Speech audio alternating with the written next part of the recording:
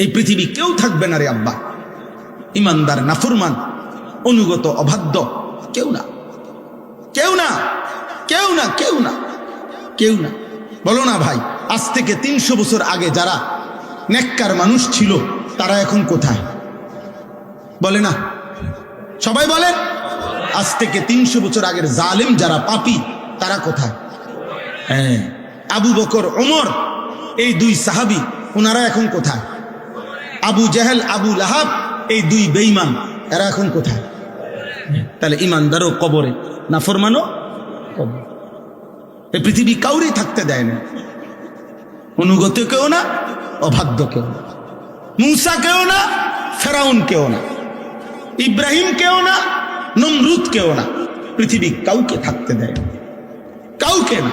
সূর্য থামে না রে আব্বা। আব্দুল কাদের জিলানী রাহমাতুল্লাহ আলাইহি সাইয়্যিদুল আউলিয়ার যেদিন মৃত্যু হয়েছে সেদিনও সূর্য চলছে। ফেরাউন নমরুদের যেদিন মৃত্যু হয়েছে সেদিনও সূর্য চলছে। পৃথিবী থামে না। পৃথিবী কি সময়ের গতি থামে না রে আব্বা।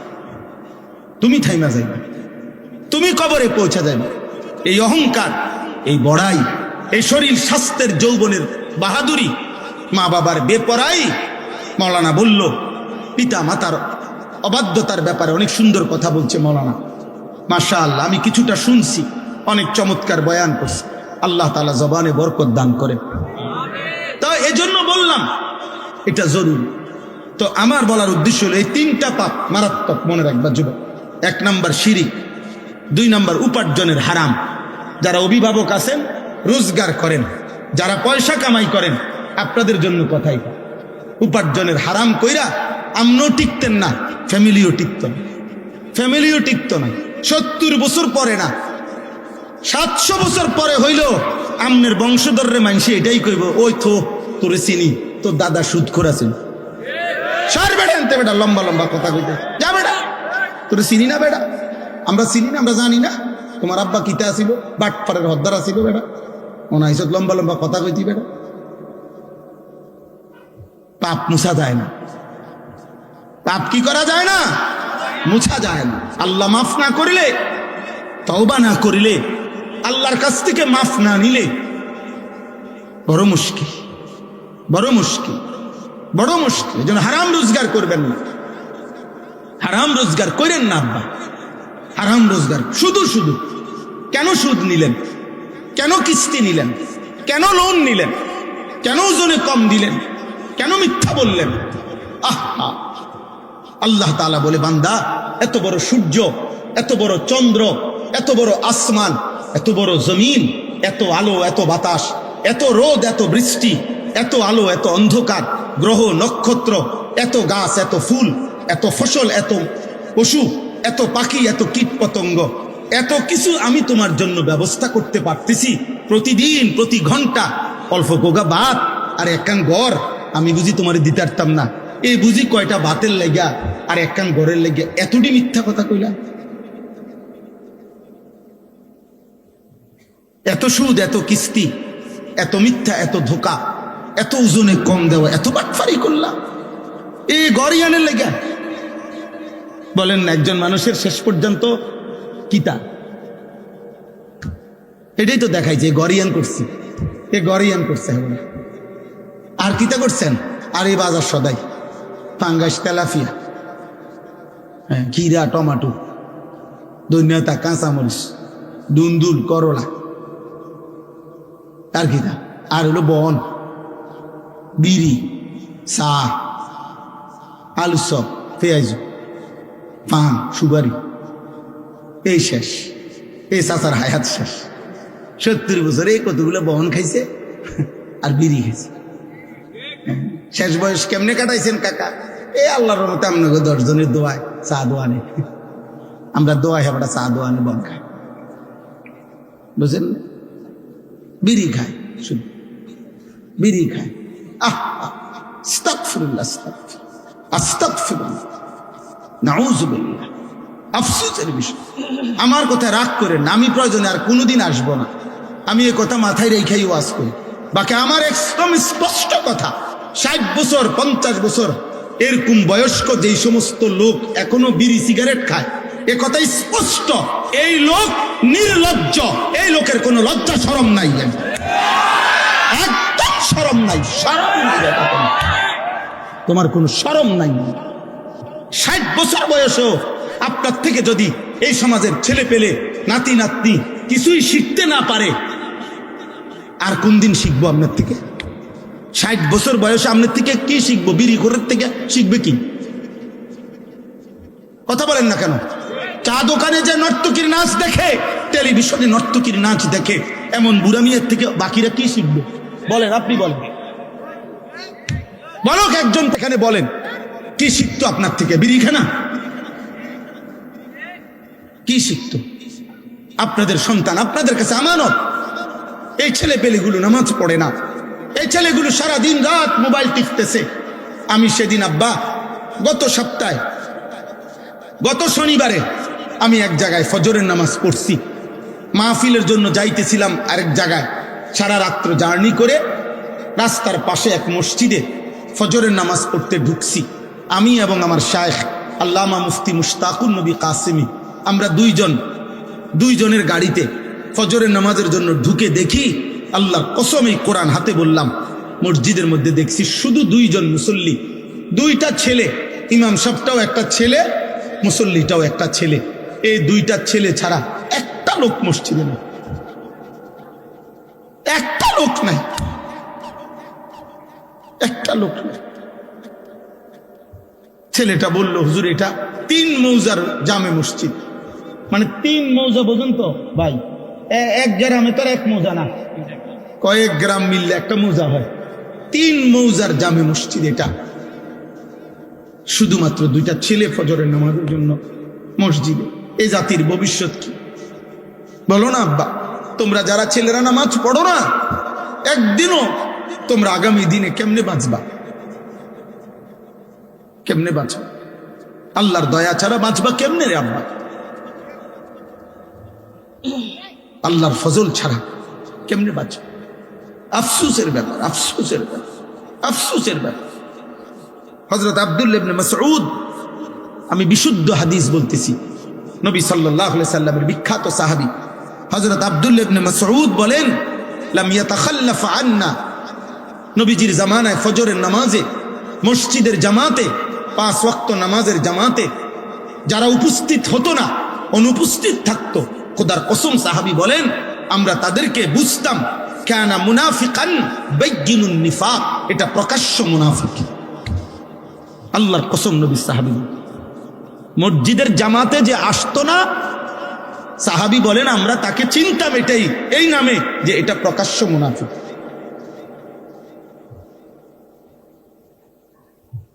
এই জন্য যুবক, মাশাআল্লাহ, এখানে লেখা আছে সপ্তগ্রামের সকল যুবক বৃন্দ সার্বিক সহযোগিতা। নওজোয়ান তোমরা যারা এই মাহফিলের সাথে সম্পৃক্ত, তোমাদের অনেকের গলায় বেইস আছে, আমি তোমাদেরকে বলি, তোমরা যদি আমগরে ভালোবাসা থাকো, মহব্বত করে থাকো, এই মহব্বতের দাবি নিয়ে বলতেছি আব্বা, তোমরা একজন আরেকজনকে আগামীকালকে মিটিং করো, পরামর্শ করে বসো যে আমরা এক বন্ধু আরেক বন্ধুকে ফজরের নামাজের জন্য ডাকবো। বলো ইনশাআল্লাহ। দেখবা তার একজন একজনের সাথে ওয়াদা করো, তাহলে দেখবা বরকত হবে। 10 জন লইয়া পারতা না, তুমি শুধু একজনের লাগে, দোস্ত কি কস, হুজুরের কথা মতো চল, ফজরের নামাজ পড়ি। রাসূলুল্লাহ সাল্লাল্লাহু আলাইহি সাল্লাম বলছে, যে ফজরের নামাজ পড়ে তাইয়্যিবুন নাফস, তার অন্তর পবিত্র হয়ে যায়। তাইয়্যিবুন নাফস, আল্লাহ নবী বলছে যে ফজরের নামাজ পড়ে না, আল্লাহর কসম নবী বলছে খাবিসুন নাফস, ওর অন্তর হলো খবিস, ওইটা খবিস, খবিস, এটা খবিস, খবিস। এটা ফজরের নামাজ যে পড়ে না, এটা খবিস, খবিস, খবিস এটা। আর আল্লাহর নবী বলছে খবিস পায়খানায় থাকে। খবিস থাকে কোথায়? পায়খানা। এই জন্য নবীজি বাথরুমে, পায়খানায় ঢুকতে এই খবিস থেকে পানা হতো। বাথরুমে ঢুকার দোয়া কি? মানে কি কোন আমনে কোন খবিস না?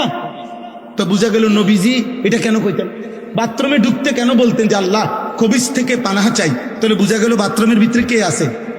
খবিস। রাসূলুল্লাহ সাল্লাল্লাহু আলাইহি সাল্লামের হাদিস।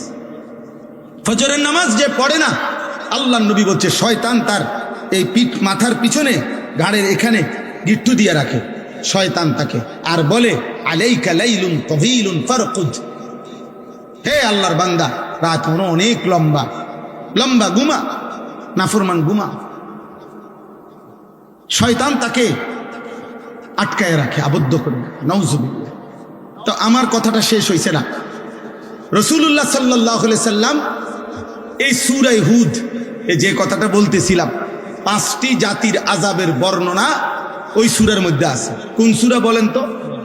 সূরা হুদ, 11 নম্বর সূরা কোরআনে।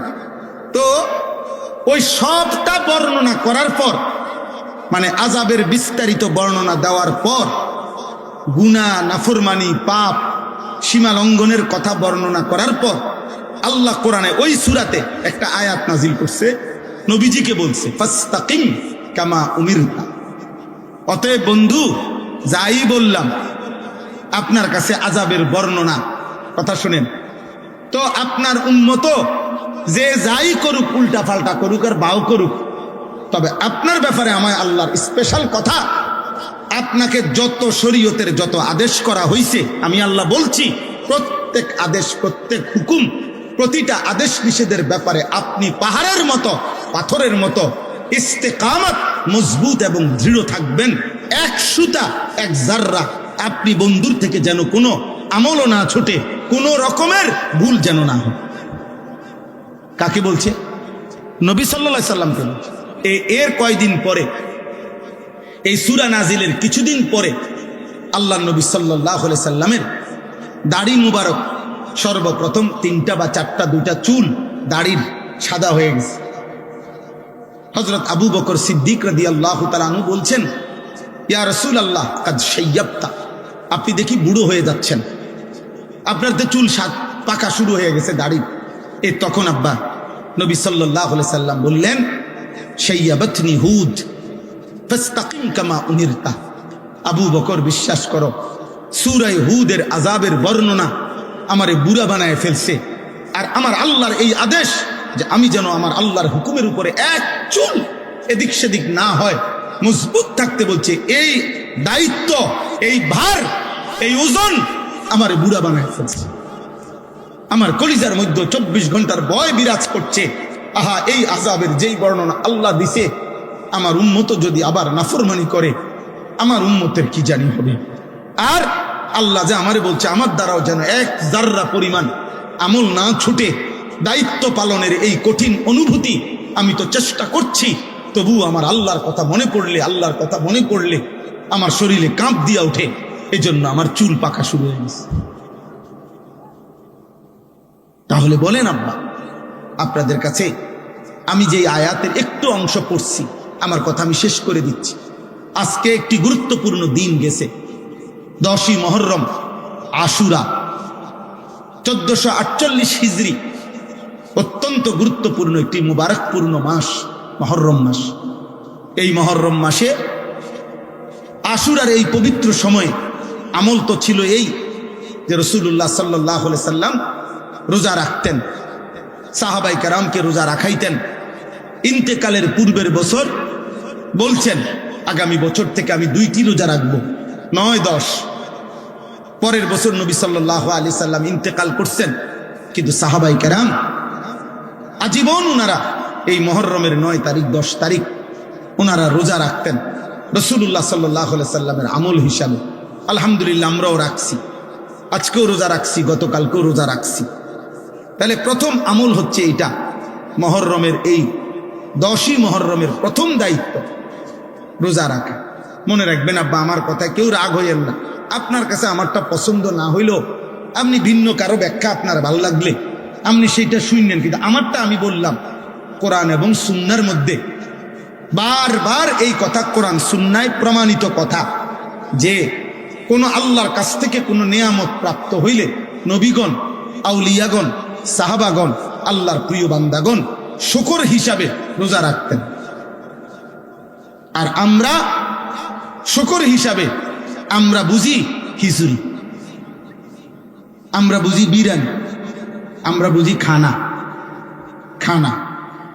আগো খানা, আরো খানা বাড়ায় দেয়। আমাদের সমস্ত আনন্দ কিংবা বেদনায় খানাটা হলো মুখ্য। মুখ্য আনন্দের মুহূর্তেও আনন্দের অভিব্যক্তি খানা, বেদনার মুহূর্তেও বাপ মরুক, মা মরুক, বউ মরুক, ফুত মরুক, বেদনা, দুঃখ ভারাক্রান্ত মানুষ, কিন্তু দায়িত্ব হইল খানা। খানা আমাদের বুঝ হলো এটা। আনন্দের মুহূর্ত আমরা বুঝে নিছি ভাতের থালা, বেদনার মুহূর্তেও আমরা বুঝে নিছি ভাতের থালা। এটা আমরা খুব বুঝছি, আমরা বুঝছি এটাই। বাকি কোরআন সুন্নাহর আলোকে আমরা এটা বুঝি নাই, আমরা এটা বুঝি নাই। আপনারা আপনাদের যেমনি বুঝছেন, আপনাদের বুঝে আপনারা আরেকবার ভাইবেন আমার কথাটা। আমি এই কথাটাই বললাম, আমার এই কথাটাই আপনাদেরকে বললাম। আরেকবার জিজ্ঞাসা করেন যে রাসূলুল্লাহ সাল্লাল্লাহু আলাইহি সাল্লাম কারো মৃত্যুতে, নবী সাল্লাল্লাহু আলাইহি সাল্লাম বাবা মা স্বজনের মৃত্যুতে নবীজি কি করতে বলছেন। আবার আবার শুনতে চেষ্টা করেন। কৃতজ্ঞতা স্বরূপ আল্লাহ নবী জিজ্ঞেস করছে মদিনার ইহুদিদেরকে, তোমরা কেন রোজা রাখো মুহররমের 10 তারিখ? সব হুজুররা মসজিদে মসজিদে এটা বয়ান করছে কিনা বলেন? প্রত্যেক হুজুররাই বলছে, সব মসজিদে এটা বয়ান হয়েছে। হযরত মুসা আলাইহিস সালাম ফেরাউনের কবল থেকে এই মুহররমের 10 তারিখ ওনার সঙ্গী সাথী নিয়ে নদী পার হয়ে আল্লাহ ওনাকে রক্ষা করছে। ফেরাউনের পুরা বাহিনী ডুবে গেছে। তাইলে এইটা এই শুকর হিসাবে মুসা আলাইহিস সালাম আল্লাহর হুকুমে প্রতি বছর 10ই মুহররম রোজা রাখতেন। আল্লাহ নবী বললেন, তাহলে এই রোজা আমরাও রাখব, এই রোজা আমরাও রাখব। পরবর্তীতে সাহাবায়ে কেরামকে নিয়ে নবীজিও এই রোজা রাখতেন। তাইলে শুকর হিসাবে, কৃতজ্ঞতা হিসাবে নবীগণ তাদের অনুসারীদেরকে নিয়ে কি রাখছেন? কথা বলেন না, বলেন। আপনি মানতে হবে জরুরি না, আমি আমারটা আমি বললাম, আপনার কাছে রেফারেন্স বললাম। রাসূলুল্লাহ সাল্লাল্লাহু আলাইহি সাল্লাম এ কথা সমস্ত আলেম স্বীকার করবে কোনো সন্দেহ ছাড়া। নবী সাল্লাল্লাহু আলাইহি সাল্লাম সোমবার দিন প্রত্যেক সপ্তাহে নবীজি সোমবারে রোজা রাখতেন। নবী সাল্লাল্লাহু আলাইহি সাল্লাম রোজা রাখতেন, এটা সব হাদিসে আছে। আল্লাহ নবীকে জিজ্ঞেস করছে, ইয়া রাসূলুল্লাহ, আপনি সোমবারে রোজা রাখেন কেন? নবী সাল্লাল্লাহু আলাইহি সাল্লাম বলেন, ফিহি বুলিতু, এই দিনে আমি জন্মগ্রহণ করেছি। আমার জন্মের খুশিতে, আমার জন্মের আনন্দে শুকর হিসাবে আমি প্রত্যেক সোমবারে রোজা রাখি। তাহলে আপনাদেরকে এটাও যদি ভুল বলে থাকি তো আপনি ফেলে দিয়েন, কোনো অসুবিধা নাই, আপনি বাদ দিয়ে দিয়েন। কিন্তু ইনসাফ যদি বলে থাকি, যদি হাদিস বলে থাকি, সত্য বলে থাকি, আরেকবার ভাইবেন। তাইলে আনন্দ কিংবা বেদনা, যদি 10ই মুহররম মুসা আলাইহিস সালাম ফেরাউনের বাহিনী থেকে উদ্ধার হয়েছেন, এটার যদি কৃতজ্ঞতা হয় তাইলেও তিনি রোজা রাখছেন। আর যদি ইমামে হুসাইন রাদিয়াল্লাহু তাআলা আনহুর কারবালার এই হৃদয় বিদারক কলিজা ছেঁড়া আহলে বাইতের শাহাদাত আর খুনের কথা যদি স্মরণ হয়, তাইলেও তো বিরানি আর ভাতের থালা হাতে উঠবার কথা না। বলেন মিয়া, ইনসাফ কি বলে? মিয়া, ইনসাফ কি বলে? ইনসাফ কি বলে? বলো না, ইনসাফ কি বলে? আমি করছেন আপনারা, আমার মানা নাই, কিন্তু আমার ওই জাকির বলছে, আগে শুনাইছে, আমি এরপরও কিছু বলি নাই, হজম করছি। কিন্তু আপনারা বলেন, আপনারা এই জরি লাগাইছেন কেন? বলেন। আপনারা কল্পনা করেন, ছেলেরা তোমরা কল্পনা করো, ধরে নাও আজকে 10ই মুহররম, মনে করো এই মসজিদের সামনে ইমামে হুসাইনের পবিত্র লাশ এখানে আইনা রাখছে। মনে করো আহলে বাইতের 71 জন আহলে বাইতের পবিত্র সদস্যের খুন ঝরা লাশ কারবালার মাঠ থেকে মনে করে এখানে আইনা রাখছে। তো তোমার দায়িত্ব কি? এই ফুল লাগানো? বলেন না ভাই, আপনার ইনসাফ কি বলে? বলেন, তর্ক ছাড়া কম। রাগ হয়েন না আপনারা, আমি শুধু বুঝাইলাম আনন্দ কিংবা বেদনায় উল্লাস কেমনে হয়, আনন্দ কিংবা বেদনায় খানা কেমনে মুখে আসবে। শুকর হিসাবে তো নবী সাল্লাল্লাহু আলাইহি সাল্লাম শিখাইছেন রোজা। আমরা একজন একজন করে লিখি, হিসাব করি। এখন হাত তোলার দরকার না, আমি হিসাব নিচ্ছেন, মুখে বলতেছি আর কি, যে কয়জনের মনে ছিল রোজা রাখার কথা। অথচ কসম আল্লাহ, হাদিসে স্পষ্ট আছে, একজন মহিলা সাহাবী রুবাই বিনতে মুআফফিজ রাদিয়াল্লাহু তাআলা আনহা, তিনি বলেন নবীজির জামানায় মুহররমের এই 10 তারিখের রোজা আমরা মহিলারাও রাখতাম, পুরুষরাও রাখতাম, নবীজিও রাখতেন। অনুসাউবিমু সিবিয়ানানা, আমরা আমাদের বাচ্চাদেরকেও এই রোজাটি রাখতাম, আমাদের বাচ্চারাও এই রোজা রাখত, বাচ্চাদেরকেও আমরা রোজা রাখাইতাম। তাহলে সাহাবায়ে কেরাম তাদের বাচ্চাদেরকেও নবীজির আনুগত্য শিখাইছেন, অনুসরণ শিখাইছেন। এই আমার এই দূরে কথা। আমি বিশ্বাস করেন আমি ঠেলাঠেলি বুঝি না, আমি ধাক্কাধাক্কি করতে চাই না। এ বলতে বলতে আল্লাহর দয়ায় ওয়াজের বয়স 22 বছর হয়ে গেছে, 22 বছর। আর কত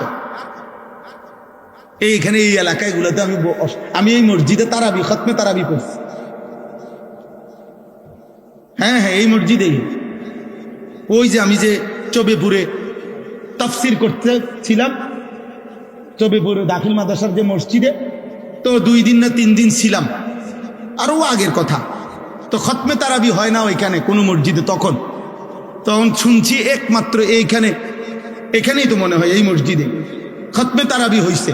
আমি ওইখান থেকে খতমে তারাবি পড়ে আবার ওইখানে গেছি, রাত্রে গিয়ে ওখানে ছিলাম। জাকির, এই হাফেজ জাকির আমার খুব পরিচিত, ওর কারণেই দাওয়াত নিছি।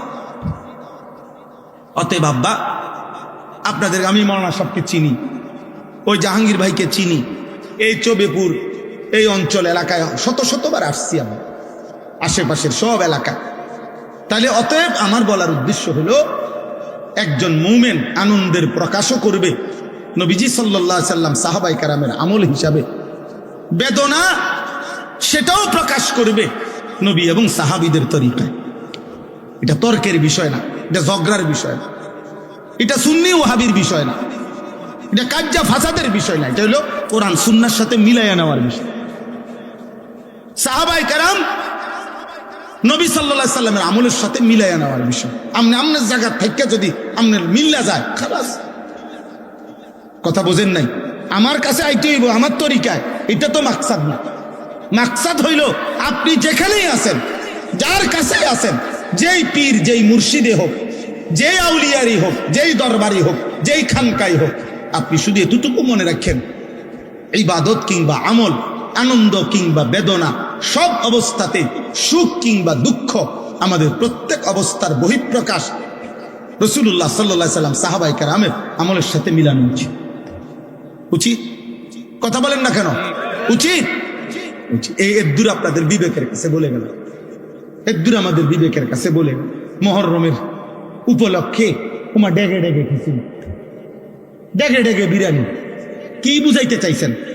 না আমনি কোন ইমামে হুসাইনের শাহাদাত, ইমামে হুসাইন সেদিন, আরে যুবক শোনো আব্বা, সেদিন 10ই মুহররম কারবালার মাঠে সর্বশেষ ইয়াজিদের এই ঘৃণ্য বাহিনীর বিরুদ্ধে শেষ যখন 71 জন আহলে বাইত যখন শহীদ হয়ে গেল, ইমামে হুসাইন যখন একা আইসা দাঁড়াইছে, একা কারবালার প্রান্তরে, আমরা কিতাবে পড়ছি ইমামে হুসাইন সেদিন একা দাঁড়িয়ে তিনি যুদ্ধ যখন শুরু করছে, এরই সময়ে জোহরের নামাজের ওয়াক্ত হয়ে গেছে। ইমামে হুসাইন ওদের দিকে, শত্রু বাহিনীর দিকে তাকাইয়া, ইয়াজিদের বাহিনীর দিকে তাকিয়ে বলছে, তোমরা আমারে অল্প একটু সময় দাও, 10টা মিনিট সময় দাও, আমি আমার রবের সেজদা আদায় করব, জোহরের নামাজ আদায় করব। শিমার জিল জৌশান, যেই নাফরমান ইমামে হুসাইনকে শহীদ করছে, ওই শিমার জিল জৌশান, এই নাফরমান ওই পাশ থেকে চিৎকার দিয়া বলছে, হুসাইন তোকে নামাজ পড়তে দেব না জোহর, তার আগেই তোর কল্লা তোর দেহ থেকে আলাদা করে দেব। খোদার কসম, ইমামে হুসাইন তখন চিৎকার দিয়া বলছে, ঠিক আছে শিমার, তুই তোর কাজ কর, আমি আমার কাজ শুরু করলাম। আল্লাহু আকবার। উনি নামাজে দাঁড়ায় গেছে, বলছে ঠিক আছে, তুমি আমার কল্লা ফেলে দাও, আমি জান দেব, কিন্তু আমার রবের সেজদা দিয়ে দাও। ইমামে হুসাইন রাদিয়াল্লাহু তাআলা আনহু সেদিন রক্ত মাখা কারবালার প্রান্তরে জোহরের নামাজ আদায় করছে। আর তুমি নাফরমান, এক ওয়াক্ত নামাজ না পড়া, তুমি হুসাইন প্রেমিক আর আমি হুসাইনের দুশ্মন। আচ্ছা ঠিক আছে, ইনশাআল্লাহ হাসরের ময়দানে তোমার লগো আমার দেখা হবে ইনশাআল্লাহ। ইনশাআল্লাহ দেখা হবে, ইনশাআল্লাহ দেখা হবে ইনশাআল্লাহ। নবীর আশিককে, নবীর দুশমনকে ইনশাআল্লাহ আমল নামা তোমারও আছে, আমল নামা আমারও আছে, আছে না? ঠিক আছে। ফান্তাজিরু ইন্নী মাআকুম মিনাল মুনতাজিরিন, তোমরা অপেক্ষা করো, আমরা অপেক্ষা করি। দুনিয়া সবারই কম বেশ পেড়ে বাতে, দুনিয়া সবাই চলতে আছে, চলতেছে না সবাই? দুগা ভাত, কদ্দুর ঘুম, দুনিয়া একভাবে না একভাবে পার হয়। সুখের রাতও ভোর হয়, দুঃখের রাতও ভোর হয়, বাসর রাতও ভোর হয়, ফাঁসির রাতও কি হয়? ভোর হয়। কোনো রাতই বাকি থাকে না, কোনো রাতই বাকি থাকে না। অনুগত অবাধ্য সবাই কবরে, সবাই কই? কথা বলেন না, শেষ কথা শেষ তো আমার। অনুগত অবাধ্য সবাই কোথায়? সবাই কবর। আল্লাহ বলছে, বান্দা 12টি মাস আমি নির্ধারণ করেছি, 4টি সম্মানিত মাস আমি নির্ধারণ করেছি। নবীজির জবানে নবীজি শুনাইছেন আল্লাহ তাআলা যে কয়টা মাসকে সম্মানিত করছেন, তন্মধ্যে একটি মাস হচ্ছে মুহররম। তন্মধ্যে একটি মাস কি? আল্লাহর কাছে সম্মানিত একটি মাস মুহররম। আল্লাহ কোরআনে বলছেন, ফালা তাজলিমু ফীহিন্না আনফুসাকুম, এইটাই আয়াত, সূরা তাওবার 36 নম্বর আয়াত। আল্লাহ বলছেন, বান্দা সম্মানিত পবিত্র মাসে তুমি বান্দার কাছে আমার অনুরোধ, কোনোভাবেই নিজের উপরে জুলুম করো না, পাপ করো না। প্রত্যেক গুনাই জুলুম, প্রত্যেক পাপই জুলুম। পাপ করো না, গুনাহ করো না, জুলুম করো না, নাফরমানি করো না। এই জন্য দোস্ত আমার, আজকে এই 10ই মুহররম আশুরা, এই পবিত্র দিনেও এটাই সবক। মুসা আলাইহিস সালাম সেদিন একথাই প্রমাণ করছেন 10ই মুহররমে, যে আল্লাহর উপরে যদি আস্থা থাকে, ইয়াকিন থাকে, তো পৃথিবী বিখ্যাত খোদা দাবিদার কাফের বেঈমানের হাত থেকেও আল্লাহ রক্ষা করে। এটা আশুরার শিক্ষা। ইমামে হুসাইন সেদিন আশুরায় 10ই মুহররম কারবালার প্রান্তরে জান দিয়ে তিনি সেদিন বলে গেছিলেন, কতলে হুসাইন আসল মে মর গে জিত থা, ইসলাম জিন্দা হোতা হে হর কারবালা কে বাদ।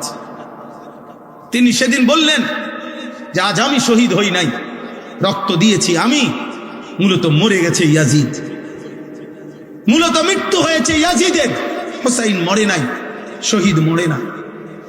শহীদ কি মরে না, শহীদ মরে না, শহীদ মরে না। আল্লাহ তাআলা কোরআনে বলছে, ওয়ালা তাকুলু লিমান ইউকতালু ফি সাবিলিল্লাহ আমওয়াত বাল আহইয়া। শহীদ মরে না, শহীদ জীবিত।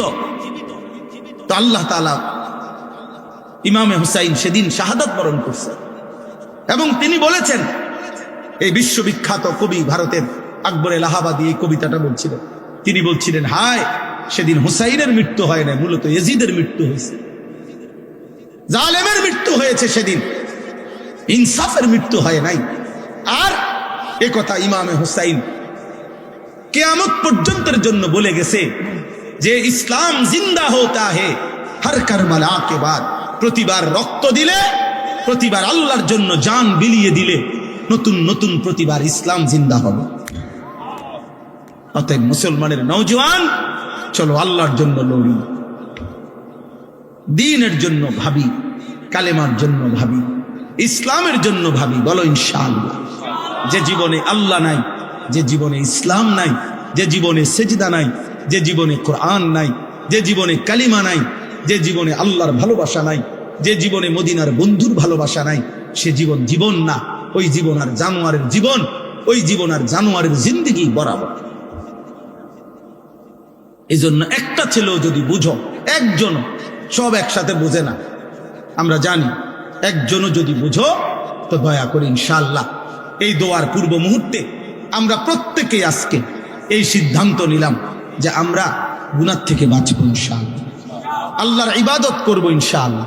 আর শুরুতে যে কথা বলছি আমি, প্রত্যেকে অনেক মাশাআল্লাহ অনেক রাত আপনারা বাবারা কষ্ট করছেন, আব্বা দাদা চাচা বাবা বুড়া জওয়ান নারী পুরুষ যুবক, তোমাদের সবার কাছে অনুরোধ, বাবা আপনাদের কাছেও, যার যার জায়গা থেকে সুবিধা মতো একটু একটু সময় করে হলেও কিছু না কিছু সময় দিন শিখেন, ওযু শিখেন, নামাজ শিখেন, সূরা কেরাত শিখেন, একটুই শিখেন, 10 মিনিটেই পড়েন, 5 মিনিটেই শিখেন। চারিদিকে মাদ্রাসা আছে, চারিদিকে হুজুর আছে, চারিদিকে আলেম ওলামা আছে। ফেলে দিয়েন না আমার এই কথা, একদিন আফসুস করবেন কবরে, সেদিন আর ফিরতে পারবেন, সেদিন আর ফিরতে পারবেন। আল্লাহ আপনাদেরকে তৌফিক দান করেন। এই মাদ্রাসা আল্লাহ কবুল করে নেন, আল্লাহ মাদ্রাসা কবুল করে নেন। 6 জন ছাত্রকে পাগড়ি দেওয়া হয়েছে, আজকে দেখছেন হয়তো একটা পাগড়ি মাথায় দেওয়া হয়েছে। একদিন তারা যদি সত্যিকার হাফেজ, কোরআনের এই কোরআন যদি কলিজায় ধারণ করে আর এলেম আমলের সাথে যদি বাকি জীবন চালায়, ইনশাআল্লাহ দেখবেন এরা হাসরের ময়দানে বাদশা। এরা হাসরের ময়দানে কি? বাদশা, বাদশা, বাদশা। রব্বে করিম আরশে আজিমের মালিক আল্লাহ বলবে, বান্দা এদিকে আসো। হাফেজে কোরআনকে বলবে, ইকরা ওয়ারতাকি। কোরআনের হাফেজ, একটা একটা আয়াত তেলাওয়াত করো, জান্নাতের একটা একটা তালা উপরে উঠো। হাফেজে কোরআন জিজ্ঞেস করবে, মাওলা কতটুকু উপরে উঠাবো?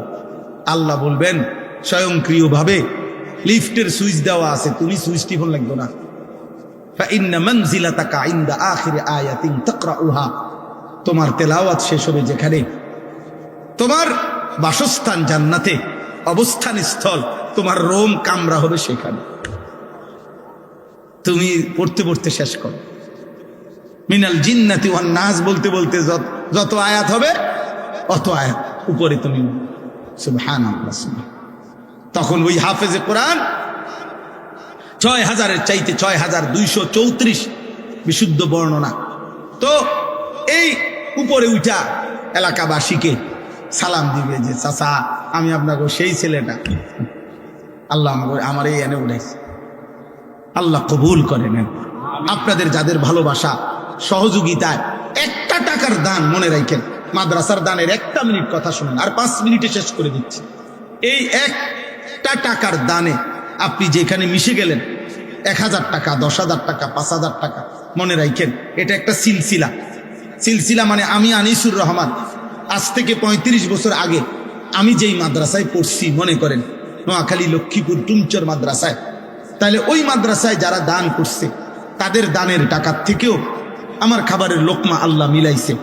তো আমি সেই মাদ্রাসায় পড়ছি, আমার ছাত্র জীবনে আমি যতগুলো মাদ্রাসায় পড়ছি, ওই মাদ্রাসাগুলোতে যারা দান সদাকা করছে, আজকে আল্লাহ তাআলার তৌফিকে দয়ায় যেটুকু কোরআন সুন্নাহর কথা আমরা বলতেছি, এর দ্বারা যদি সওয়াব হয়, খোদার কসম এই প্রত্যেক দাতার আমলনামাতেও সওয়াব উঠে। এবং আমি এখন আরেকজনকে শিখাইলাম, তো এবার সে বলতেছে, সে আবার আরেকজনকে শিখাবে, সে বলতেছে, এই সিলসিলা মাদ্রাসার দান এটা আর থামে না, এটা আর শেষ হয় না। অতএব এই শেষ 4-5 মিনিট সময় লম্বা কালেকশন না, আপনাদের প্রত্যেকের কাছে অনুরোধ, আপনারা প্রত্যেকে আপনাদের ভালোবাসা নিয়ে পকেটে হাত দেন। মাদ্রাসার জন্য যার যার ভালোবাসা দিয়ে যেটুক তৌফিক হয়, মহব্বতের সাথে একটু বেশি করে মাদ্রাসার জন্য একটু দান করেন। এরপরে আমরা এক্ষুনি দোয়া করছি। যদি কেউ বলেন পরে দিবেন, তো বলে ফেলেন, ওনারা লিখে রাখুন। যদি কেউ নগদ দিবেন আমাদের কাছে দেন, অথবা ছেলেদের হাতে দেন, যেমনি সুবিধা হয়। থাকলেই দেন, না থাকলে দোয়া করে দিয়েন, থাকলে না দিয়েন, এমন যেন না হয়, বেশি করেই দিয়েন। মাদ্রাসার দানে, মসজিদের দানে আব্বা ঠকবেন না, কেউ ঠকবেন। আমি একটু আগেই বলছি, আল্লাহ তাআলা বলছে ওয়ায়ুরবিস সাদাকাত, সাদাকা দান আল্লাহ বাড়িয়ে দেয়, বাড়িয়ে দেয় আল্লাহ বরকত। উঠেন না, কেউ দোয়া না করে উঠেন না। এই 2 মিনিট এক্ষুনি আমরা দোয়া করে দিচ্ছি। মাশাআল্লাহ। কোথায় কবরস্থান? আল্লাহ আল্লাহ, আল্লাহ কবুল করেন, আল্লাহ মাফ করে দেন। জি, কেউ যদি পরে দিবেন, চাচাদের মধ্যে, বাবাদের মধ্যে অনেক সম্পদশালী আছেন, প্রবাসী আছেন, ছেলে পেলে প্রবাসী আছে, আপনারাও বলেন যে হুজুর আমি ইনশাল্লাহ 10,000, 5,000, 50,000 দেব। ভাই আছেন ভালো? জি, দেখছি তো আপনার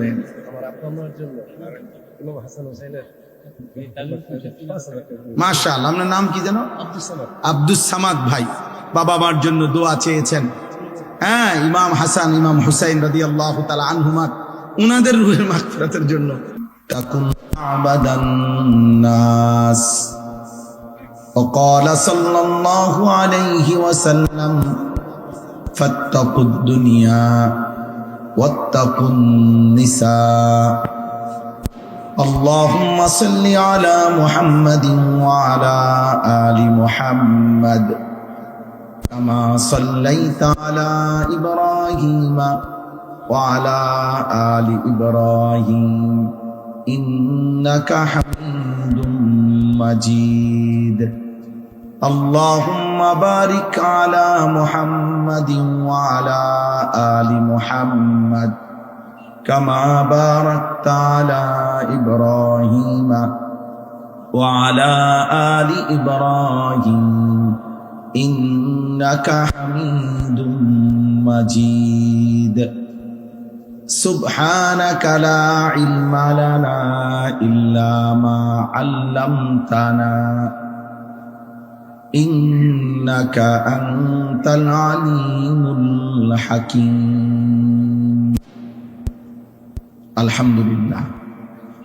আল্লাহ পাক রব্বুল ইজ্জত যুল জালাল ওয়াল ইকরামের ফজল কারাম, রব্বুল আলামিনের অপরিসীম ইহসান, মেহেরবানি, দয়া, আল্লাহ তাআলা আমাদেরকে আজ 26 জুন 2026 রোজ শুক্রবার বিবাড়িয়া জেলা কসবা উপজেলাধীন কুটি মানিকনগর সপ্তগ্রাম সৈয়দুল মুরসালিন নুরানিয়া হাফিজিয়া মাদ্রাসা ও এতিমখানা কমপ্লেক্স এর হাফেজ ছাত্রদের পাগড়ি প্রদান উপলক্ষে আজকের এই সপ্তগ্রাম কেন্দ্রীয় ঈদগাহ ময়দানে মোতাবাররাক ইসলামী সম্মেলনে অনেক শ্রদ্ধেয় ওলামায়ে কেরাম, নেতৃস্থানীয় ব্যক্তিবর্গ সকলের উপস্থিতিতে আল্লাহ তাআলা আমাদেরকে আসবার বসবার আল্লাহর জন্যই জমা হওয়ার তৌফিক দান করেছেন। এজন্য আমরা সকলেই বলি আলহামদুলিল্লাহ। সবার কাছে বিনীত অনুরোধ, কিশোর, নওজোয়ান, বয়স্ক সবার কাছে, এই হাতে মোবাইল ধরে ভিডিও বা রেকর্ড করা যাবে না। হাতে মোবাইল ধরে রেখে ভিডিও রেকর্ড করা আমার পক্ষ থেকে নিষেধ। আমি এটা আদেশ করলাম। এরপরে আমি যাকে দেখব তারে এখান থেকে বাইর করে দেব, আপনারে ধমক দিয়া বের করে দেব। কাজেই যেই হন, টুফিওয়ালা টুফি ছাড়া, সবার জন্য কথা এটা। আর নিজের থেকে চলে গেলে আরো ভালো। যদি বলেন যে আমি নিজের থেকে চলে গেলাম, আপনার মতো হুজুরের ওয়াজ শুনলাম না, তা আপনার মতো বেড়াইতে আমি বললাম না, বুঝেন নাই? এই জন্য দয়া করে নিজের থেকে চলে গেলে অনেক ভালো হয়। আর নয়তো যার যতক্ষণ ধৈর্য কুলায়, আমরা কেউই রাত চুক্তি বসি নাই। অল্প কিছুক্ষণ সময়, সামান্য কিছু কথাই আরজ হবে। এজন্য বিশেষ করে নওজোয়ান ভাই, কেউ চালাকি করে লুকাইয়া কৌশল করেও ছবি তোলার চেষ্টা করার দরকার নেই। ধৈর্যে না কুলাইলে তুমি ভাই চলে যাও। নিজের যদি কাজ থাকে, ক্লান্তি থাকে, ঠিক আছে, চলে গেলেই হলো। তে কোনো নির্বাচনী জনসভা না যে ব্যাপক জনসমর্থন দরকার, এমন কিছু না। ভোট প্রার্থনা না যে অনেক লোকের উপস্থিতি দেখানো দরকার। অতএব আল্লাহর জন্য বলা, একজন শুনলেও বলা উচিত, 1 লক্ষ শুনলেও বলা উচিত। এবং একজনের জন্য যেটুকু গুরুত্ব দেওয়া উচিত, 1 লক্ষের জন্য ওটুকু গুরুত্ব দেওয়া উচিত। এটা জরুরি আমাদের জন্য। বিশেষ করে মনে রাখতে হবে, কোরআনুল কারীমে একাধিকবার আল্লাহ তাআলা এটা বলছেন যে বান্দা তুমি আমার কথা মনোযোগ দিয়ে শোনো। পরিবর্তনের জন্য, রহমতের জন্য, আল্লাহর কাছ থেকে দয়া অনুগ্রহ পাওয়ার জন্য মনোযোগ জরুরি, আন্তরিকতা জরুরি। ওয়া ইযা কুরিআল কুরআনু ফাসতামিউ লাহু ওয়া আনসিতু লাআল্লাকুম তুরহামুন। আল্লাহ তাআলা বলেন, যখন কোরআন পড়া হয় তোমরা মনোযোগ দিয়ে শোনো এবং চুপ থাকো। এই 2টা আদেশ করছেন, লাআল্লাকুম তুরহামুন, এতে অবশ্যই তোমাদের উপরে রহমত বর্ষিত হবে। তাহলে আল্লাহর ওয়াদা যে আমার যে বান্দা মনোযোগ দিয়ে শুনবে এবং চুপ থাকবে, আমি তার উপরে রহমত নাজিল করব। আর রহমত মানে তাফসীরের মধ্যে আছে আল্লাহ তাআলা তাকে আল্লাহর কথার উপরে আমলের তৌফিক দিবে। এই তৌফিক পাওয়া, আমলের তৌফিক হওয়া, এটাই রহমত। তো এই জন্য আল্লাহর কথা মনোযোগ দিয়ে শুনতাম। হযরত মূসা আলাইহিস সালামকে আল্লাহ তাআলা তুর পাহাড়ে প্রথম দিন বলছিলেন, ওয়া আনা আখতারতুকা ফাসতামি' লিমা ইউহা। মূসা, আমি আল্লাহই তোমাকে কথা বলার জন্য, আমার কথা শুনবার জন্য আমি বাছাই করেছি, অতএব ফাসতামি', তোমার উপরে যে ওহী আসতেছে আমির আল্লাহর পক্ষ থেকে যে কথা, সেটা মনোযোগ দিয়ে শোনো, মনোযোগ দিয়ে শোনো। আল্লাহর আদেশ, ওয়ালাউ আলিমাল্লাহু ফীহিম খায়রান লাআসমাআহুম। আল্লাহ তাআলা বলেন, আমার বান্দার মধ্যে যদি আমি কল্যাণের প্রতি আগ্রহ দেখতাম, নেকির প্রতি আগ্রহ দেখতাম, আমার কথার প্রতি আন্তরিকতা দেখতাম, তার মধ্যে আসলে খায়রের মানসিকতা, ভালো কাজের, ভালো কিছু করার, নেক কাজ করার মানসিকতা যদি আমি দেখতাম, তো আল্লাহ বলে লাআসমাআহুম, আমি আল্লাহই আমার বান্দার কানে পৌঁছায় দিতাম। অর্থাৎ আমি দেখতেছি তার ভিতরে কোনো মানসিকতাই নাই শুনবার, গ্রহণ করার। তো এই ফালতু মানুষের শুনানোর কি দরকার? এত বাজে মানুষের শুনানো কি দরকার? এই জন্য আমি একদম প্রত্যেক দিন এইটা কিছুক্ষণ বলি, আমার এটা অভ্যাস যে আল্লাহর কথা মনোযোগ দিয়ে শুনতে হয়, নয়তো পরিবর্তন হয়, মাতবুরি করলে হয় না। এলেম, কোরআন সুন্নাহর এলেম শতভাগ বিনয়ের সাথে গ্রহণ করতে হয়। আশ্চর্য হবেন আপনারা, বুঝবেন সবাই। প্রথম যেদিন আল্লাহ তাআলা আদম আলাইহিস সালামকে সৃষ্টি করে ৬০ হাত লম্বা তৈরি করে রূহ দিলেন, আদমকে রূহ দিলেন, একেবারে বিশুদ্ধ হাদিসের মধ্যে আছে। তো আল্লাহ তাআলা প্রথম দিন আদম আলাইহিস সালামকে দিয়ে প্রথম কি কাজ করাইলেন, কি করাইলেন আদমকে দিয়ে? প্রথম কি করছে? হাদিসের মধ্যে আছে, একটু দূরে একদল ফেরেশতা বসা ছিল। তো এই প্রথম, সর্বপ্রথম রুহু দেওয়ার পর আল্লাহ তাআলা আদম আলাইহিস সালামকে বললেন, ইযহাব ফাসাল্লিম আলা উলাইকা নাফার ফাসতামি' লিমা ইউহাইয়ুনাকা। তুমি এখান থেকে উঠো, হেঁটে পায়ে হাইটা ওইখানে যাও, ওই যে ফেরেশতারা বসা সেখানে গিয়ে যাও, গিয়ে তাদেরকে সালাম দাও। সালামের বাক্য আল্লাহ শিখাই দিছেন। তো এই সালাম দিবার পর তুমি শুনবা মনোযোগ দিয়া যে উনারা জবাবে কি বলে ফেরেশতারা। অতঃপর ফেরেশতারা যেটা বলবে, তোমার আর তাদের এই কথা, সালাম, এটাই হবে কিয়ামত পর্যন্ত তুমি এবং তোমার আদম সন্তানদের পরস্পরের সাক্ষাতের প্রথম সম্বোধন। তো আদম আলাইহিস সালাম ওনাদের কাছে গেলেন, সেখানে গিয়ে সালাম দিলেন। ওনারা ওয়ালাইকুমুস সালাম ওয়া রাহমাতুল্লাহ এটা বললেন। আদম আলাইহিস সালাম শিখলেন যে সালামের পদ্ধতি, পরস্পরের সাক্ষাতে সম্বোধনে কি বলতে হবে প্রথম, এইটা শিখলেন। তো তাফসীরে আছে, কিতাবের মধ্যে আছে, মুহাদ্দিসিন উলামায়ে কেরাম বলেন যে এই প্রথম দিন আল্লাহ তাআলা আদমকে দিয়ে শিখায় দিলেন যে এই এলেম, এই যে এটা শিখা, যে সালাম শিখা, এটা একটা এলেম কিনা? কথা বলেন না? আল্লাহ তাআলা বুঝাইলেন যে প্রথম দিন আদম, এলেম এত বড় নিয়ামত যে এলেমের জন্য এই জাগাত থাইকা হবে না, তুমি ওখানে যাইয়া হাঁটো, যাও ওখানে যাও, গিয়ে শিখে আসো, এটুকু কষ্ট সহ্য করে এরপরে এলেম শিখো।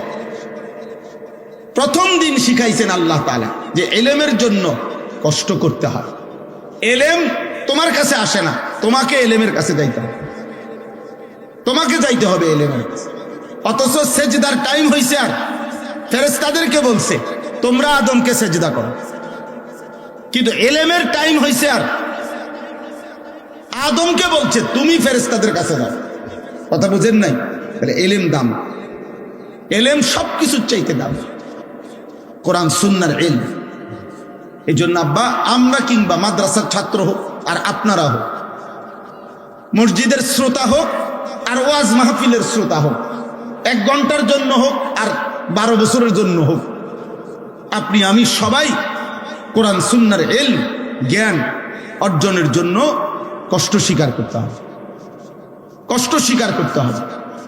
এই জন্য আল্লাহ তাআলা এটা প্রথম দিন শিখাইছেন।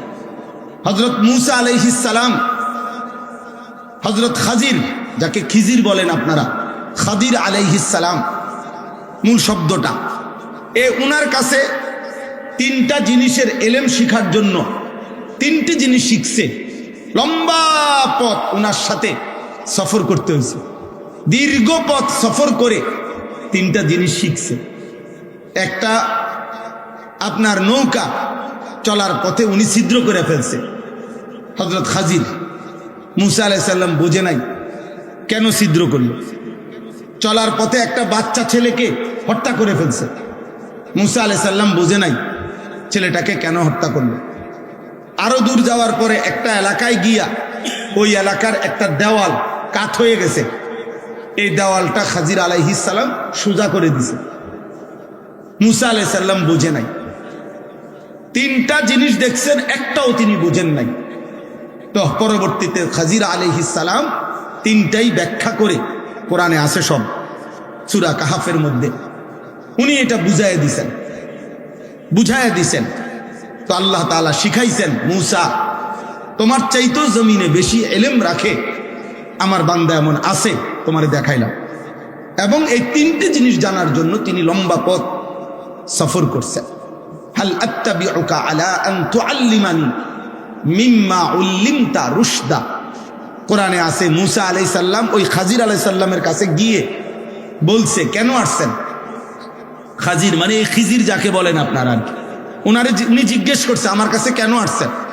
বলছে, আমি আপনার সঙ্গী হিসাবে কিছু সময় থাকতে চাই, আপনার কাছ থেকে ইলম অর্জন করতে চাই, ইলম অর্জন করতে চাই। আব্বা, দিন শিখতে হয়, ইলম শিখতে হয়, কোরআন সুন্নাহ শিখতে হয়, আমল শিখতে হয়, ইসলামের যাবতীয় আমল শিখে নিতে হয়। এটাই ছিল নিয়ম। আজ আমরা অনেকটাই খামখেয়ালি হওয়ার কারণে আমাদের মন মতোই আমরা অনেকেই আমল করি। 40 বছরেও চাচা জানে না অজুটা আসলে সুন্নত মোতাবেক হচ্ছে কিনা, উনি যে একটু যাচাই করে নিবে এই মানসিকতাও নেই। 60 বছরের বুড়া চাচা এমন অগণিত আছে যাদের সূরা কেরাত, দোয়া, কালাম অশুদ্ধ, কিন্তু একটা বার এই কথা বিবেকেও আসে না যে আমি তো একটু চেষ্টা করলে পারি, শিখতে পারতাম না। পাত্তাই দেয় না এটা। এই পান খায়, বন খায়, গপ মারে, মন মতো নামাজ পড়ে, মন মতো উজু করে, নিজের মতো করে 4 রাকাত সুন্নত পড়ে ফেলছে 1 মিনিটে, 1.5 মিনিটে, কি পড়ে না পড়ে। একদিন আমি আপনার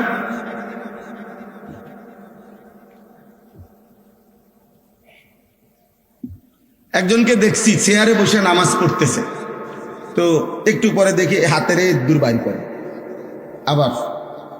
আবার ইদ্দুর হাত পায়, আবার পরে আমি নামাজ শেষে জিগেলাম, চাচা এটা কি করলেন? ইদ্দুর কি? যে ইদ্দুরটা হলো রুকু, আর এই বেশিটা হলো সেজদা। বলেন এটা নি রুকু? আপনার বাপ দাদা 14 গোষ্ঠী শুনছিনি এটা রুকু? পৃথিবীর কোনো আলেম বলবিনি এটা রুকু, এটা নি রুকু, হাতের এই কদ্দুর বাড়াইলে নি রুকু। আমি বললাম, তা আপনি এটা কোত্থেকে শিখলেন? এটা রুকু, এটা সেজদা, মাথা কই, আমনে কই? আশ্চর্য কথা। অনেকের তো এরকম, এটা হইল কথা? এটা বুঝি দিন যে আমি নামাজ পড়তেছি, আমার আশেপাশে দেখেছি অনেকে এরকম করে, এটাই নামাজ? আশ্চর্য। আপনি বসে নামাজ পড়লে ইশারা কি হাতেরই নি ইশারা না মাথার ইশারা? তাই খামখেয়ালি, জানারও মানসিকতা না, জানারও মানসিকতা। অসংখ্য মুসলমান এজন্য বাপ এটা জরুরি বুঝা, দিন শিখতে হয়। হাদিসের মধ্যে আছে হযরত মালিক ইবনুল হুয়াইরিস, বুখারীর হাদিস, রাদিয়াল্লাহু তাআলা আনহু বলেন, আমরা কয়েকজন কিশোর যুবক সাহাবী, ওয়া নাহনু শাবাবাতুন মুতাকারিবুন, সমবয়সী যুবক, আমরা নবীজির কাছে আসলাম দিন শিখার জন্য। ফাআকামনা ইনদাহু 20 লাইলা, অতঃপর নবীজির কাছে আমরা পূর্ণ 20 দিন নবীজির কাছে আমরা ছিলাম।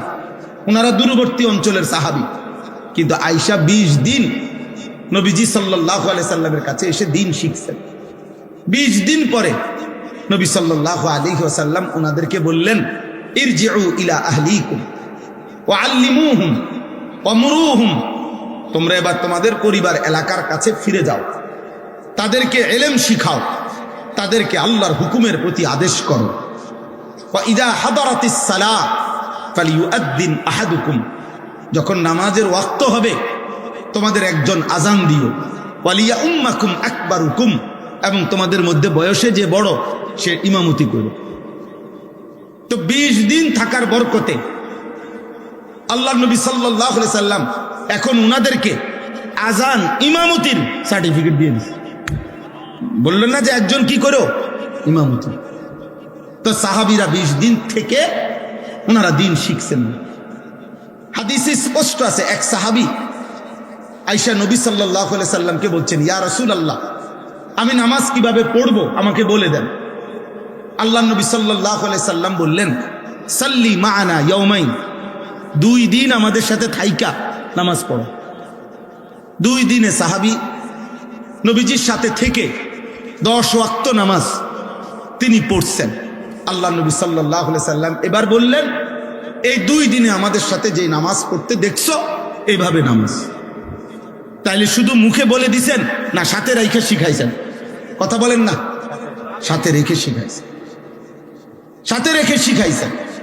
প্রথম যেদিন মেরাজের রাতে নামাজ ফরজ হয়েছে 5 ওয়াক্ত, তো নবীজি যখন জমিনে ফিরে আসলেন পরের দিন 2 দিন টানা হযরত জিবরিল আলাইহিস সালাম এবং আমাদের নবী সাল্লাল্লাহু আলাইহি ওয়াসাল্লাম, শুধু এই 2 জন, জিবরাইল ইমাম, নবী সাল্লাল্লাহু আলাইহি সাল্লাম তার পিছনে দাঁড়িয়েছেন।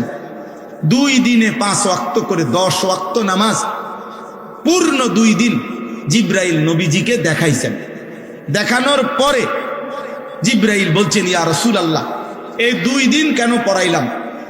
প্রথম দিন প্রত্যেক ওয়াক্ত নামাজের আউয়াল ওয়াক্ত শুরুর সময়ে আদায় করে দেখাইছে। দ্বিতীয় দিন 5 ওয়াক্ত নামাজের শেষ টাইমের আগ মুহূর্তে নামাজ পড়ে দেখাইছি। এ আপনার জন্য স্বাভাবিক, আপনি এবং আপনার উম্মতের জন্য স্বাভাবিক নামাজের টাইম। এ আমি যে 2 পাশ দেখাইলাম তার মাঝামাঝি টাইম, মাঝামাঝি সময়ে কি করে নিবেন? নামাজগুলো পড়বেন। এরপরে দেখেন, এরপরে নবী সাল্লাল্লাহু আলাইহি সাল্লাম সাহাবায়ে কেরামকে জমা করছেন মসজিদে নববীতে, মিম্বরের উপরে দাঁড়াইছেন সাহাবীদের দিকে ফিরে। মিম্বর বোঝেন তো কি? মিম্বর কি? যেখানে খুতবা দেয়, ওই যে 3 তাকওয়ালা যে এইটা, এই মিম্বর, মিম্বরের উপরে দাঁড়িয়ে সাহাবাদের দিকে ফিরে রাসূলুল্লাহ সাল্লাল্লাহু আলাইহি ওয়াসাল্লাম নামাজ দেখাইছেন। রুকু সেজদার সময় নিচে নামে সেজদা দিছেন। এরপরে সালাম ফিরায় দেখাইয়া এরপরে নবীজি বললেন, সাল্লু কামা রাআইতুমুনি উসাল্লি, এই যে তোমরা যেভাবে আমাকে নামাজ পড়তে দেখলা, এখন থেকে তোমরা এভাবে নামাজ আদায় করো। এরপরে সাহাবায়ে কেরামকে নিয়ে আনুষ্ঠানিকভাবে নবী সাল্লাল্লাহু আলাইহি সাল্লাম নামাজ পড়া শুরু করছেন। তাহলে নিজে আগে জিবরাইল থেকে 2 দিন বুঝে নিছেন, আবার সাহাবায়ে কেরামকে হাতে কলমে প্র্যাকটিক্যাল বুঝাইয়া দিছেন। এরপরে নিজে সাহাবাদেরকে নিয়ে আদায় করছেন। তাইলে আমাদের উচিত আব্বা দিন শিখা দরকার। আপনি হয়তো বলে, হুজুর আমি নামাজ পারি না, আপনার পারার মধ্যে এখনো ভুল আছে। মনে রাখবেন, কোরআনুল কারীমের মধ্যে আছে, একজন ইমানদার বান্দার আমলের ক্ষেত্রে, প্রত্যেক আমলের ক্ষেত্রে আল্লাহর চাওয়া কি? শুধু আমল না, বরং আল্লাহর চাওয়া হলো আহসানে আমল, লিয়াবলুয়াকুম আইয়ুকুম আহসানু আমালা। আল্লাহ তাআলা বলেন, বান্দা আমি শুধু আমল চাচ্ছি না, আমি চাচ্ছি প্রতিটা আমল সর্বোচ্চ সুন্দর হোক, সেটা চাচ্ছি। শুধু কি চাচ্ছি না বলেন না, শুধু আমল না, শুধু আমল না, কোন রকম জোরাতালির নামাজ না, কোন রকম জিকির না, কোন রকম নামাজ না, কোনো রকম তেলাওয়াত না, কোনো রকম ইসলামে অনুমোদিত নয়। ইসলামে কোনো রকম বলতে কিছু নাই, আপাতত বলতে ইসলামে কোনো বিধান নাই। সব বিধানই পূর্ণাঙ্গ, সব বিধানই কি পূর্ণাঙ্গ, পূর্ণাঙ্গ। আপাতত কোনো রকম বলতে কিছু নেই। তাইলে প্রত্যেক মুসলমান প্রতিনিয়ত আহসান, আরো সুন্দর করা, এই মানসিকতা থাকা, এটা আল্লাহ তাআলার পক্ষ থেকে আমাদের জন্য চাওয়া। তোমার নামাজ আরো সুন্দর করা দরকার, তোমার রুকু আরো সুন্দর করা দরকার, তোমার সেজদা আরো সুন্দর করা দরকার, তোমার জিকির আরো সুন্দর করা দরকার, তোমার তেলাওয়াত আরো সুন্দর করা দরকার, তোমার আল্লাহ তাআলার ইবাদত আরো সুন্দর করা দরকার। আহসান আহসান আহসান, আরো সুন্দর। গত 1-2 বছর আগে আমার খুলনার হজরত, বাংলাদেশের একজন বড় বুজুর্গ আরেফ বিল্লাহ হজরত মাওলানা মুফতি নুরুল আমিন সাহেব, অনেক বড় আল্লাহওয়ালা, করাচি হজরত কুতবে আলম হজরত মাওলানা শাহ হাকিম মোহাম্মদ আখতার রহমতুল্লাহ আলাইহের খলিফা হজরত, অনেক বড় আল্লাহওয়ালা। আজ থেকে 5-7 বছর আগে আমি আমার শায়েখ আল্লামা মুফতি মুশতাকুন নবী কাসিমি হুজুর সহ আমরা প্রায় 30-35 জন আলেম প্রায় 7-8 বছর আগে হজরতের কাছে গিয়া খুলনায় 3 দিন ছিলাম। হজরত জিজ্ঞেস করছেন কেন আসছি? আমাদের শায়েখ আল্লামা মুফতি মুশতাকুন নবী সাহেব বলছে, হজরত আমরা আপনার কাছে আসছি, থাকবো এখানে সুন্নত মোতাবেক ওযু এবং নামাজ শেখার জন্য। 3 দিন থাইকা আমরা সুন্নত মোতাবেক ওযু এবং নামাজ শিখছি হজরতের কাছে। যখন আমরা ওয়াজ করি, আমগোরা তো চিনেন আপনারা সবাই, চিনা এক কথা, দিন আরেক কথা, আখেরাত আরেক কথা। আব্বা 1 কোটি মানুষ চিনার দ্বারা অথবা একজনও না চিনার দ্বারা খোদার কসম আখেরাতে আলাদা কোনো বিশেষত্ব নাই, হাসরের মাঠে আলাদা কোনো বিশেষত্ব নাই। পরিচিতি কিংবা সুখ্যাতি কিংবা অখ্যাত মানুষ, অপরিচিত মানুষ, এদের কিছু আসে যায় না। কোরআনুল কারীমের মধ্যে কোন নবীর নাম আছে, কোরআনে নবীর নাম আছে যতজন, নাই তার চাইতে বেশি লক্ষ গুণ। 1,24,000 যদি নবী এবং রাসূল হয়, কোরআনে নবীর নাম আছে মাত্র 25 জন। 25 জন। যদি 1.5 থেকে 2.5 লাখ সাহাবী হয়, কোরআনে সাহাবীর নাম আছে 1 জন। কয়জন জানেন? এটা কোরআনুল কারীমে সাহাবীদের মধ্যে নাম আছে শুধু 1 জনের, 1 জন সাহাবীর নাম যায়েদ, এই নামটাই শুধু আছে, আর কারো নাম নাই, আর কারো নাম নাই। তাহলে এই পৃথিবীতে দুনিয়াবি পরিচিতি কিচ্ছু আসে যায় না। এরপরে গত 2 বছর আগে আবার একদিন রাত্রে রাত 2টা বাজে এই খুলনার হজরতকে আমি নিজে বললাম ঘুমের আগে, হজরত আমি আমার নামাজটা আমি একটু একা দেখাই, হয় কি না? হজরত পুরা নামাজ দেখে বললেন, মৌলানা রুকুর সময় আপনার এই ডান হাত একটু এদিকে বাঁকা হয় বেশি, এটা সোজা করতে হবে, মানে এইভাবে হাত থাকতে হবে। আমি বললাম হজরত আপনি ধরে ঠিক করে দেন। 5-6 বার ধরে ঠিক করে দিছে। আলহামদুলিল্লাহ এখনো পর্যন্ত প্রত্যেক দিন প্রতি ওয়াক্ত এগুলো নামান, ওগুলো নামান লাগবে না। তো প্রত্যেক ওয়াক্ত নামাজের সময় আমার এটা মনে পড়ে যে হযরত আমাকে বলছেন এই হাত কি রাখতে, সোজা রাখ। অধিকাংশ বেলা আমার এটা মনে পড়ে।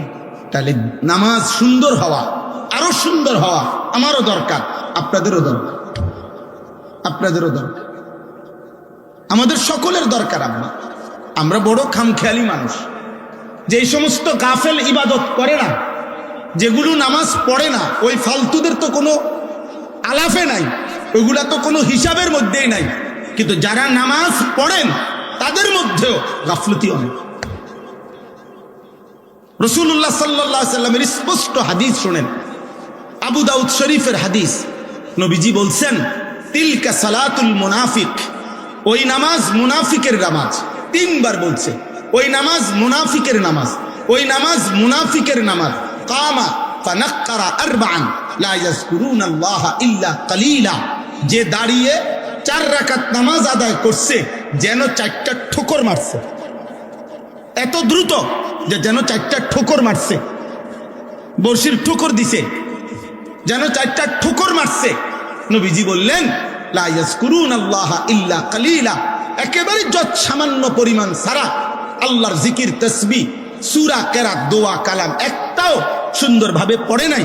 খোদার কসম নবী 3 বার বলছে ওই নামাজ মুনাফিকের নামাজ, মুনাফিকের নামাজ, মুনাফিকের নামাজ।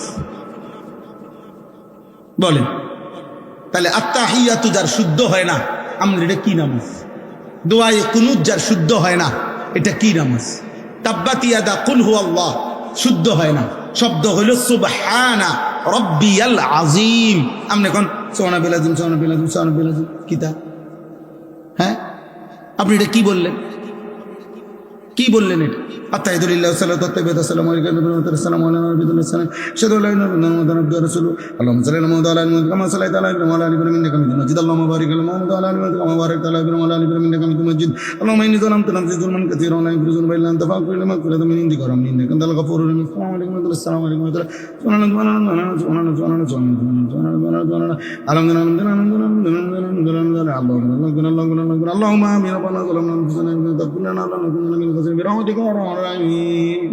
খালাস, কুল্লু খালাস, কুল্লু খালাস। উড়ে এলাইলো। আর এটা জাপানি মেশিনে নামাজ। এটি কি কি পড়লেন এটা বলে? এটা ইনসাফ হইল? এটা নামাজ হইল? বলেন এটা তাসবিহ হইল? নবী সাল্লাল্লাহু আলাইহি সাল্লাম আপনার কল্পনায় বলে একজন মানুষ বলেন, একজন মুসলমান নবীজি এভাবে তাসবিহ করতেন, এমনি করতেন। এটা তাসবিহ হলো? এটা ফাজলামি করলেন না? এটা ফাজলামি করলেন না আপনি? বলেন। এই জন্য আব্বা আগে নামাজিদেরকে বললাম, যারা নামাজ পড়েন আপনাদেরকে বললাম, আপনাদের নামাজ আরো সুন্দর হওয়া দরকার। আপনি যদি বলেন হুজুর কতজনে নামাজে তো পড়েন, আমরা তো পড়ি না, এসব ফাঁকনা কথাই হইত না। আখিরাত এইটার ভিত্তিতে না। কেউ নামাজ পড়ে নাই এই কারণে আপনার এটা কোন রকম জোরাতারি দিলে চলবে। আল্লাহ কথা বলেন, আল্লাহ কথা বলেন। কোরআনুল কারীমের মধ্যে আছে ফাকাতিল ফি সাবিলিল্লাহ লা তুকাল্লাফু ইল্লা নাফসাকা। কথা শুনেন, নবীজিকে বলছেন সাল্লাল্লাহু আলাইহি ওয়াসাল্লাম, সূরা নিসার আয়াত। কোরআনে আল্লাহ আমাদের নবীকে বলছেন, হে বন্ধু, যুদ্ধের ময়দানে আপনার সাথে যদি একজন সাহাবীও আপনার অনুসারী একজনও যদি না থাকে, তবু আপনি একাই আল্লাহর পথে যুদ্ধ করেন। ফাকাতিল এক বচনের শব্দ। এরপরে আল্লাহ বললেন কেন জানেন? লা তুকাল্লাফু ইল্লা নাফসাকা। এই পৃথিবীর কারো ব্যাপারে যদি আপনি জবাবদিহি করতে নাও হয়, কিন্তু আপনি কিন্তু আপনার নিজের ব্যাপারে শরীয়তের বিধানের আদিষ্ঠ মুকাল্লাফ, আপনার উপরে কিন্তু শরীয়তের বিধান। অতএব একটি বিধানেও আপনি যাররা পরিমাণ ছাড় দিলে আমি আল্লাহর জিজ্ঞাসা থেকে আপনিও কিন্তু বাঁচবেন না, আপনিও বাঁচবেন না। খামখেয়ালি করলে হতো না, খামখেয়ালি করলে হতো না। কোরআনুল কারীমের মধ্যে আছে সূরা হুদ 12 নম্বর 11 নম্বর পারায় 11 নম্বর সূরা কোরআনের সূরা হুদ। এই সূরা একটা আয়াত আছে, নবী সাল্লাল্লাহু আলাইহি সাল্লাম এই সূরার মধ্যে কোরআনে সূরা হুদে সবচেয়ে বেশি নাফরমান জাতির আযাবের ঘটনা এই সূরাতে। মানে কোরআনুল কারীমে সবচেয়ে বেশি আযাবের বর্ণনা আছে ওই সূরায়, সূরা হুদ। 5টি জাতির ঘটনা আছে, 5 জন নবীর কওম যাদেরকে আল্লাহ তাআলা আল্লাহর নাফরমানি আর পাপের কারণে, সীমা লঙ্ঘনের কারণে আল্লাহ তাআলা এই পৃথিবীতে ওই 5টি কওম জাতিকে চিরতরে একেবারে শেষ করে দিয়েছে। একের সবাইকে, ছোট বড় নারী পুরুষ, কোলের বাচ্চা পেটের বাচ্চা সবাই না। তো এই ঘটনাগুলো এই সূরাতে আছে। 5 জন নবীর ঘটনা, নূহ আলাইহিস সালাম, হুদ আলাইহিস সালাম, সালেহ আলাইহিস সালাম, লূত আলাইহিস সালাম, শুআয়ব আলাইহিস সালাম। এই 5 জন নবী, এই 5 জন নবীর কওমের আযাবের বর্ণনা বিস্তারিত আল্লাহ তাআলা এই সূরা হুদের মধ্যে আছে। বলছেন ভয়ানক আযাব, কাউকে আল্লাহ তাআলা আকাশ থেকে ঘূর্ণিঝড় দিয়ে ধ্বংস করে দিছে, কাউকে কওমে নূহকে পানি দিয়ে ধ্বংস করে দিছে, কাউকে ফেরেশতার বিকট চিৎকার দিয়ে ধ্বংস করে দিছে, কাউকে সাততবক জমিনের নিচের মাটি উল্টাইয়া আছাড় দিয়া শেষ করে দিছে, কাউকে ফেরেশতার বিকট চিৎকার দিয়ে ফেরেশতা এসে একটা চিৎকার দিছে, মানুষগুলো সব কান ফাইটা মরে গেছে। সব এই আযাবের বর্ণনা। আর প্রত্যেকটা আযাবের কারণ হলো পাপ, গুনাহ, আল্লাহর নাফরমানি। তন্মধ্যে 3টা গুনাহ বড়। পূর্ববর্তী অধিকাংশ জাতি ব্যক্তি মনে রাখবেন, নওজোয়ান ছেলে আব্বা তোমাদেরকে বলি, এই পৃথিবীতে যত জালেম, যত পাপী, যত নাফরমান আল্লাহর আযাবে ধ্বংস হইছে ব্যক্তি কিংবা গোষ্ঠী, তাদের মূল অপরাধ ছিল 3টা। কয়টা? 1 শিরিক। 1 হলো কি? শিরিক।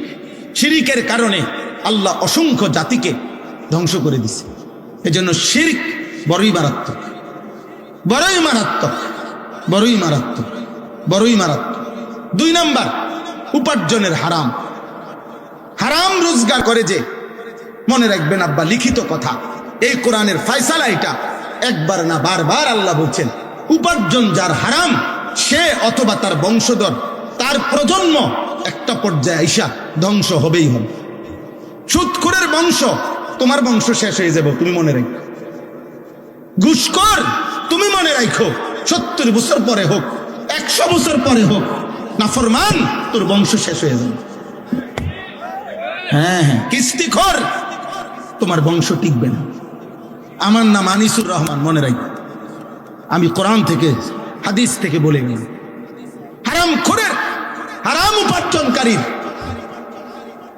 পরবর্তী প্রজন্ম একটা পর্যায়ে এসা 70 বছর পরে হোক, আর 90 বছর পরে হোক, 100 বছর পরে হোক, থাকে না।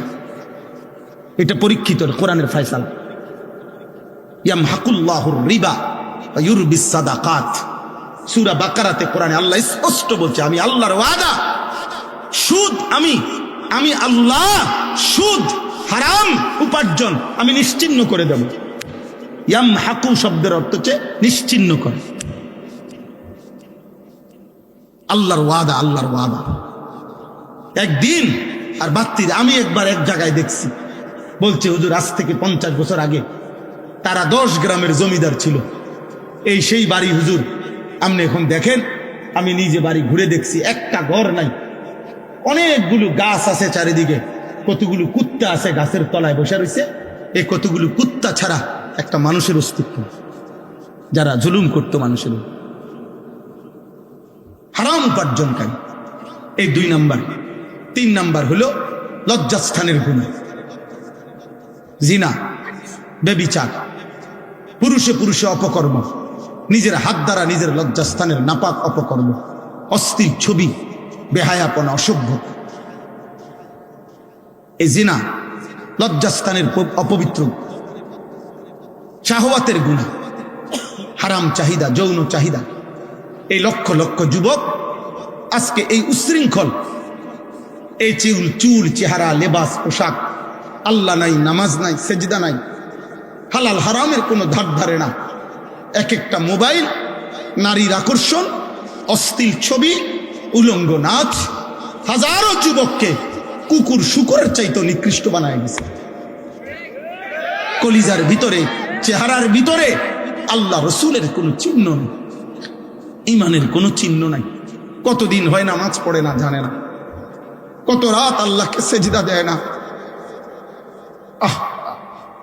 আমার মনে পড়ে নবী সাল্লাল্লাহু আলাইহি সাল্লাম হাসরের ময়দানে আব্বা জিজ্ঞেস করবে, উম্মত 365 দিন, খোদার 1 বছরে মসজিদের মুয়াজ্জিন তোরে কোনোদিন ফজরের নামাজের জন্য জাগাইতে পারলো না, আর ফুটবল মাঠের রেফারি রাত 4টা বাজে কেমনে তোমারে জাগায় দিল?